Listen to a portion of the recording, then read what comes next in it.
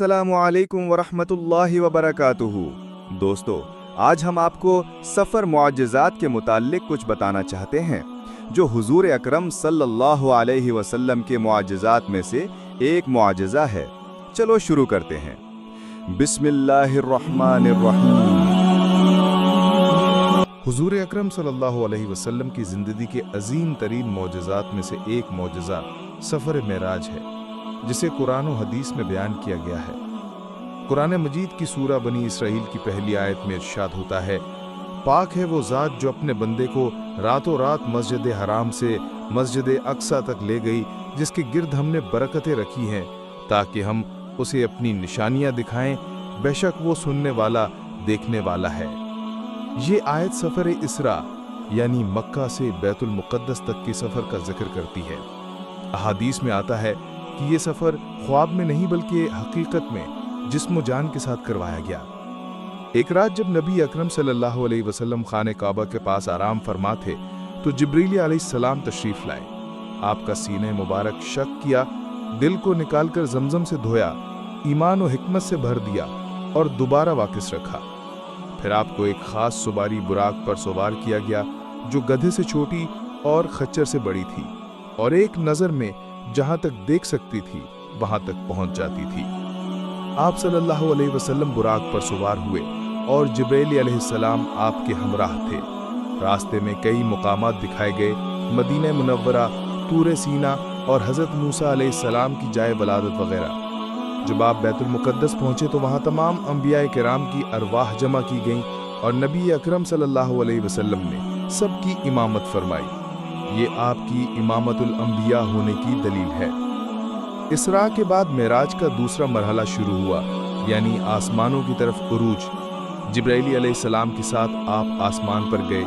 पहले आसमान पर हज़रत आदम अलैहिस्सलाम से मुलाकात हुई, दूसरे आसमान पर हज़रत याहिया और हज़रत ईसा अलैहिस्सलाम से, तीसरे आसमान पर हज़रत यूसुफ अलैहिस्सलाम से, चौथे आसमान पर हज़रत इदरीस अलैहिस्सलाम से, पांचवें आसमान पर हज़रत हारून अलैहिस्सलाम से, छठे आसमान पर हज़रत मूसा अलैहिस्सलाम से और सातवें आसमान पर हज़रत इब्राहीम अलैहिस्सलाम से मुलाकात हुई। सब ने खुशामदीद कहा और आपकी फजीलत को तस्लीम किया। हज़रत मूसा अलैहिस्सलाम आपकी उम्मत के ज़्यादा जन्नती देखकर रो पड़े और कहा कि ये नौजवान रसूल मेरी उम्मत से ज़्यादा कामयाब उम्मत लेकर आए हैं। फिर आपको सिदरतुल मुंतहा तक ले जाया गया। वहाँ जिब्राइल अलैहिस्सलाम ने कहा, या रसूल अल्लाह, इससे आगे मेरा गुज़र मुमकिन नहीं, अगर एक बाल बराबर भी आगे बढ़ूं तो जल जाऊंगा। फिर आप अकेले आगे बढ़े और अल्लाह ताला से हम कलाम हुए।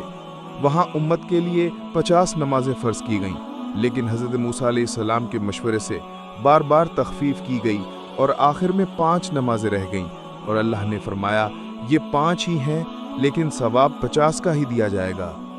इस सफ़र में नबी अकरम सल्लल्लाहु अलैहि वसल्लम को जन्नत तो दोज़ख के मनाजिल भी दिखाए गए। जन्नत की नहरें, मोहल्लात, हूरो कुसूर और नेक लोगों के दराजात दिखाए गए। जहन्नम में गुनाहगारों को अजाब में मुब्तला देखा, सूदखोरों को बड़े पेटों के साथ, जिनाकारों को अजाब में, गीबत करने वालों को अपना गोश्त नोचते हुए, झूठों और जालिमों को मुख्तलिफ सजाओं में देखा ताकि उम्मत इबरत पकड़े। फिर आप सल्लल्लाहु अलैहि वसल्लम वापस मक्का मुकरमा तशरीफ़ लाए। सुबह ये खबर जब कुरैश को दी गई तो वो हंसने लगे और कहा कि ये कैसे मुमकिन है कि एक रात में इतना सफ़र हो जाए। उन्होंने बैतुल मुक़द्दस की निशानियां पूछीं तो अल्लाह ने नबी अकरम सल्लल्लाहु अलैहि वसल्लम के सामने बैतुल मुक़द्दस ज़ाहिर कर दिया और आपने हर चीज़ बयान कर दी। फिर भी वो इनकार करते रहे, मगर ईमान वालों ने उसकी तस्दीक की। हज़रत अबू बकर रज़ी अल्लाहु अन्हु ने फ़ौरन कहा कि अगर ये बात मोहम्मद सल्लल्लाहु अलैहि वसल्लम फरमा रहे हैं तो यकीनन सच है। इसी पर उन्हें सिद्दीक का लक़ब मिला। यूँ ये मेराज का अजीम मौजज़ा नबी अकरम सल्लल्लाहु अलैहि वसल्लम को अता किया गया, जिसमें उम्मत के लिए सबसे बड़ी हदायत ये है कि नमाज दीन का सुतून है और यही मोमिन की मेराज है। इसीलिए हर मुसलमान को चाहिए कि नमाज को कभी ना छोड़े और मेराज के इस सबक को हमेशा याद रखे।